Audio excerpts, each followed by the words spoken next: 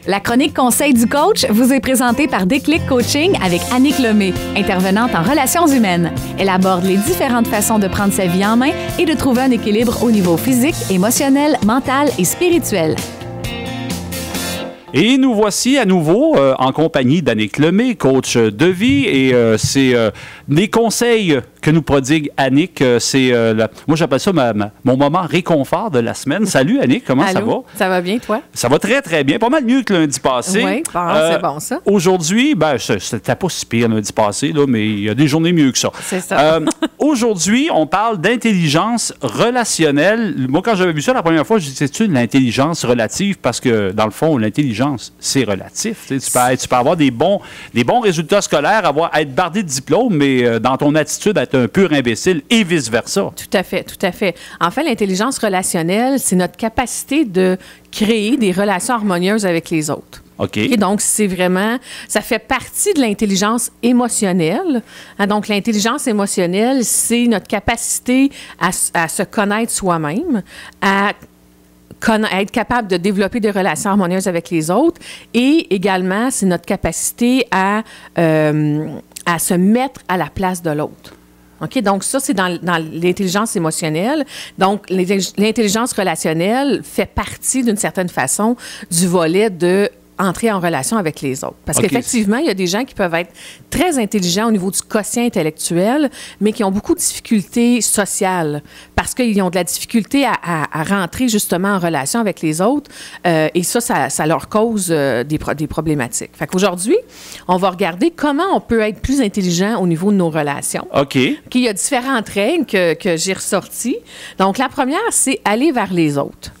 Ça veut dire que si on veut avoir des relations harmonieuses, on doit s'ouvrir aux autres. Pas attendre dans notre coin que quelqu'un arrive et vienne nous voir. Tout à fait. Même si on est gêné, on est timide, mais on a quand même à développer le réflexe d'aller vers l'autre. Puis aller vers l'autre, ça peut être lui sourire, ça peut être dire un bonjour. Ça ne veut pas nécessairement dire qu'on s'assoit à côté et on dit « Tu viens-tu prendre un café? » là. Donc, c'est de créer le contact avec l'autre. Okay. Donc, quand on veut entretenir des relations, c'est de démontrer d'une certaine façon notre intérêt en étant ouvert à l'autre.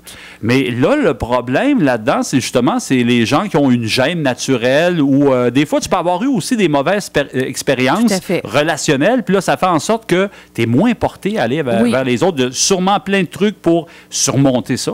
Oui, tout à fait. Puis c'est sûr que, tu sais, il faut choisir les gens vers qui on va.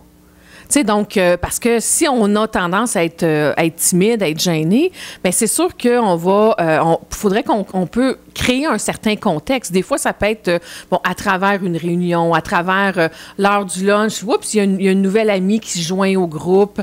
Bien, je m'assois à côté d'elle. Puis l'idée, en fait, là, c'est de trouver un point en commun. Tu sais, quand on rentre en relation avec l'autre, c'est difficile souvent parce qu'on ne sait pas quoi dire.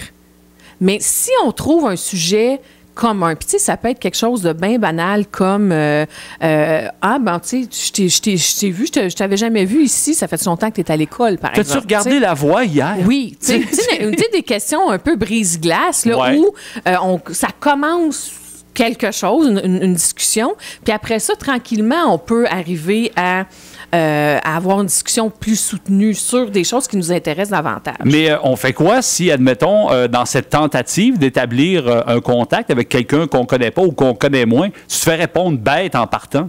Bien, si c'est ça, mais dans le fond, tu sais, tu auras fait une tentative, mais ça ne veut pas nécessairement dire que tu es obligé de rester là, puis de pousser, puis pousser, puis pousser pour être entré en relation avec elle. Mais dans le fond, c'est de faire des tentatives. Et éventuellement, ça va fonctionner. C'est sûr qu'il y a des gens, puis ça se peut que ça soit parce que la personne, elle n'est pas dans un bon moment. Elle vient d'apprendre une mauvaise nouvelle. Ça ne veut pas nécessairement dire que c'est à cause de soi que la relation s'est pas établie. Donc, c'est pas parce qu'une première fois, ça fonctionne pas... C'est de pas se laisser abattre. Qu'on dit, ben moi, c'est ça, je me fais toujours rejeter. Non, on n'a pas nécessairement besoin de prendre les choses personnelles à ce point, tu sais, parce que l'autre personne, elle peut vivre des choses aussi, là. OK? Donc... Voilà. Est-ce qu'on peut inclure là-dedans, parce que j'ai des exemples précis en tête que je nommerai pas nécessairement, mais genre de gars ou de fille qui va tout le temps se ramasser avec le même genre de personne, genre un dépendant affectif ou quelqu'un qui est contrôlant. Il y a beau répéter les expériences amoureuses, tu tombes toujours sur ce style de personne-là. Oui, mais ça, dans le fond, c'est pas compliqué. Là. C'est parce que la personne a des choses de pas réglées à l'intérieur d'elle. Okay, donc, il y a des choses qui l'habitent, qui fait qu'elle est attirée et ou qu'elle va attirer des gens avec toujours le même pattern. Tant et aussi longtemps qu'on n'a pas été voir à l'intérieur de nous qu'est-ce qui fait, qu'est-ce que j'ai moi, là, qu'est-ce qui m'appartient moi, qui fait que j'attire toujours le même type de personne. OK, donc on a besoin, parce que dans le fond, c'est à partir du moment où on va avoir compris qu'est-ce qui nous habite, nous. Je vais donner un exemple. Si on est dans une relation de contrôlant, OK, donc on attire toujours des gens qui sont contrôlants ou qui sont abusifs, bien, c'est parce que notre valeur personnelle, on ne se considère pas comme étant vraiment très intéressant. OK. Hein? Donc, on a l'impression que l'autre est meilleur que nous pour dicter comment on devrait vivre notre vie, finalement. On se laisse mener par le bout du nez. Tout à fait, tout à fait. Donc, il y a vraiment à faire un travail sur soi.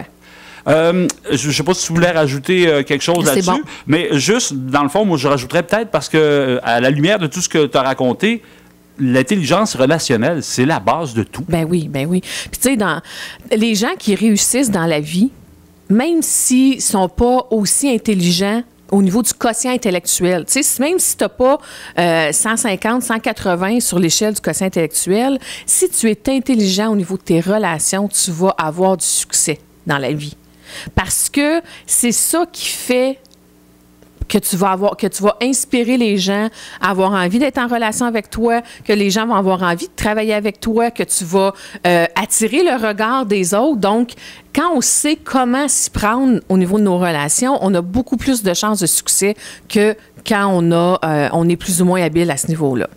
Ben, coudonc, rappelez aux gens que tu as un pied à terre du côté de Saint-Georges, des gens qui veulent te consulter, qui veulent te rencontrer. Tout à fait. Donc, je suis à la clinique alternative sur la 107e rue. On peut me rejoindre au 418-228-7711 sur mon site internet annicklemay.com, Annick avec juste un N, sur Facebook, Les Idées d'Annick. Alors, vous pouvez me rejoindre de différentes façons. Ça va me faire plaisir de vous rencontrer pour vous aider dans votre... peu importe le besoin que vous avez, en fait. Et la semaine prochaine? On va probablement parler de nos ados. Ah, ça va... Comment supporter nos adolescents quand ils ont des difficultés.